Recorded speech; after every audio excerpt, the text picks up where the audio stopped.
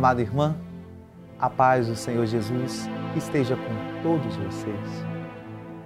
Hoje, quinta-feira, dia 9 de agosto, estamos na 18ª semana do Tempo Comum.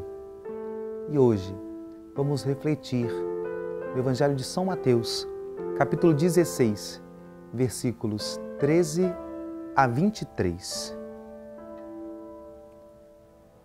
Naquele tempo, Jesus foi à região de Cesareia de Filipe e ali perguntou a seus discípulos: quem dizem os homens ser o Filho do Homem? Eles responderam: alguns dizem que é João Batista, o outro que é Elias, outros ainda que é Jeremias ou algum dos profetas. Então Jesus lhes perguntou: e vós, quem dizeis que eu sou? Simão Pedro respondeu: tu és o Messias, o Filho do Deus vivo. Respondendo, Jesus lhe disse: feliz és tu, Simão, filho de Jonas, porque não foi um ser humano que te revelou isso, mas o meu Pai que está no céu. Por isso eu te digo que tu és Pedro, e sob esta pedra construirei a minha igreja, e o poder do inferno nunca poderá vencê-la. Eu te darei as chaves do reino dos céus. Tudo que tu ligares na terra será ligado nos céus. Tudo que tu desligares na terra será desligado nos céus. Jesus então ordenou aos discípulos que não dissessem a ninguém que ele era o Messias. Jesus começou a mostrar aos seus discípulos que devia ir a Jerusalém e sofrer muito da parte dos anciãos, dos sumos sacerdotes e dos mestres da lei, e que devia ser morto e ressuscitar no terceiro dia. Então Pedro tomou Jesus à parte e começou a repreendê-lo, dizendo: Deus não permita tal coisa, Senhor, que isso nunca te aconteça. Jesus, porém, voltou-se para Pedro e disse: vai para longe, Satanás. Tu és para mim uma pedra de tropeço, porque não pensas as coisas de Deus, mas sim as coisas dos homens. Palavra da salvação. Nós temos no Evangelho de hoje esse episódio da Cesareia de Filipe, da profissão de fé de Pedro e desse anúncio de Jesus que Pedro será esta pedra aonde ele edificará a sua igreja e tudo o que ligares na terra será ligado no céu e tudo o que desligares na terra será desligado no céu. Aqui nós vemos a grande autoridade que Jesus dá a Pedro como príncipe dos apóstolos e aquilo que reconhecemos que pela sucessão de Pedro, até hoje, os líderes da igreja, o líder da igreja, na verdade, é a autoridade papal que nós reconhecemos principalmente nessa passagem.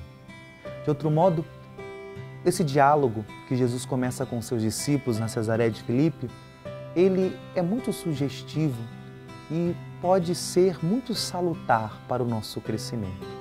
Jesus pergunta aos seus discípulos: o que dizem os homens? Quem ele é? E de fato, queridos irmãos, amadas irmãs, principalmente nos tempos últimos, nestes que vivemos, muito se falam de Jesus. Muitos lugares falam que Jesus é isso ou aquilo. Muito se fala da pessoa de Jesus. Mas o bem da verdade é que poucos conhecem Jesus em pessoa. O mundo diz que Jesus é diversas realidades, mas o discípulo, ele tem um conhecimento diferente de Jesus. Se o meu conhecimento, como homem de fé que segue Jesus, é igual ao conhecimento de Jesus do mundo, alguma coisa está errada. Se o que eu digo de Jesus é a mesma coisa que o mundo está dizendo, há uma realidade distinta. E mais ainda, aqui não estamos falando somente de opiniões, de uma realidade de conhecimento. Quando Jesus interpela os seus discípulos e diz: e vós, quem dizeis que eu sou? Essa pergunta talvez é uma pergunta que você diariamente deveria se questionar. Quem é Jesus para mim? E isso não é muitas das vezes respondido por palavras. Porque isso eu posso decorar o catecismo, por exemplo, eu posso, enfim, ter uma resposta formulada pronta. Mas a gente responde quem é Jesus para nós ao olhar para a nossa vida, ao olhar para como eu vivo, as minhas escolhas, o meu comportamento, como eu me relaciono com as pessoas. Ali está diariamente a minha resposta de quem é Jesus. Querido irmão, amada irmã, talvez hoje o Evangelho, ele quer nos interpelar, falar ao nosso coração. E você, olhando para a sua vida, pela graça do Espírito Santo, você possa responder isso. Quem é Jesus para mim? Mas não responda com palavras.